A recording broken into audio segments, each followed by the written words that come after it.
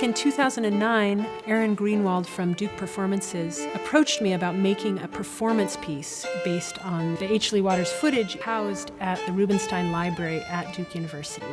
H. Lee Waters was a portrait photographer who had worked in Lexington, North Carolina for a long time, came on hard times in the middle of the Depression, and bought a movie camera and decided to travel around the region making films of local people and showing those films in movie theaters in the towns where he had shot the footage, and people came to see themselves on the screen.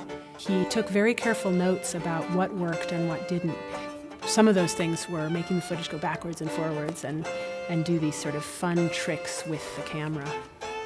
Sometimes the shots are so short you don't even see the character blink.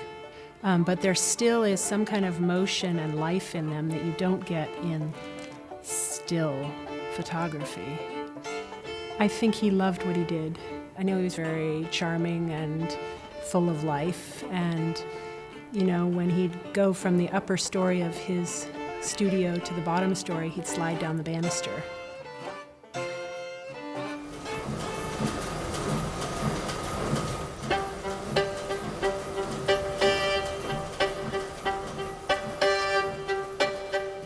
I got together with Finn Taylor, the film director and screenwriter, to ask him if he had any ideas and just brainstorm, I guess with a secret hope that he would fall in love with it and want to give over his life to it, as he did. We watched it in a hotel room in San Francisco one afternoon when I was on a tour, and for a long time, and he had tons of ideas about it. And then he asked me to get out my fiddle, and we immediately started working on it.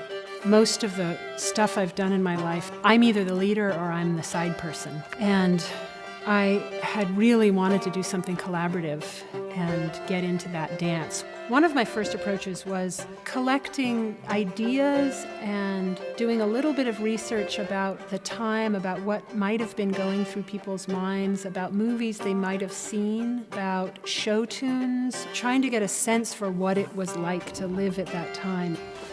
I wrote probably like 3+ hours of music for the footage, and then we culled that and came up with an hour's worth. One of the phrases that I became really attached to was the City of Looms, which was a name for Kannapolis. For an artist, a loom is a very compelling place to start. It's a weaving together of lots of different fabric, it's a pattern. Also, just the sound of the word loom is so beautiful. When that phrase got lodged in my head, I immediately wrote a song for it.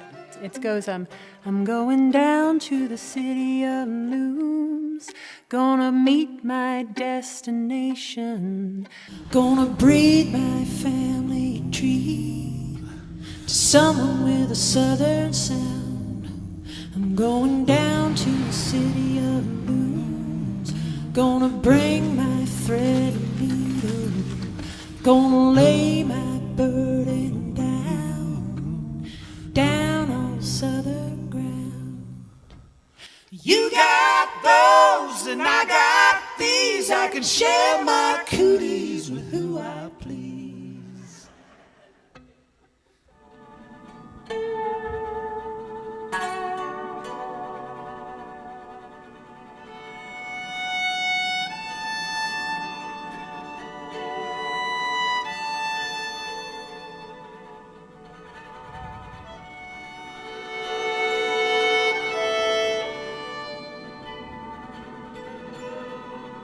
God, I want to talk about nostalgia. It's a hard word.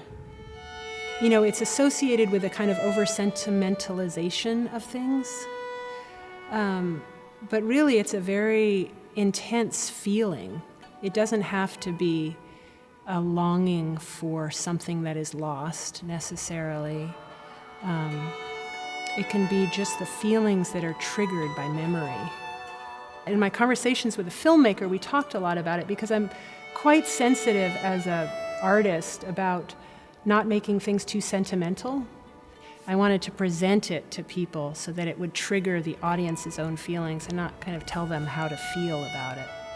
One thing about the footage is that you notice how affectionate people are with each other. You notice, men walking with their arms over each other. You notice women skipping down the street together. There's a lot of touching and affection and interaction and engagement, which is very moving and is strikingly different than the look of the streets of any American town now. The people H. Lee Waters was filming were very unaware of what it meant to be filmed. They look into the lens very guilelessly and truthfully and movingly. Silver Ribbons is about being in the theater and watching a movie and watching moments that are immortalized and lost, and sort of about, it prepares people to leave the theater and go out into their, into the light outside the theater.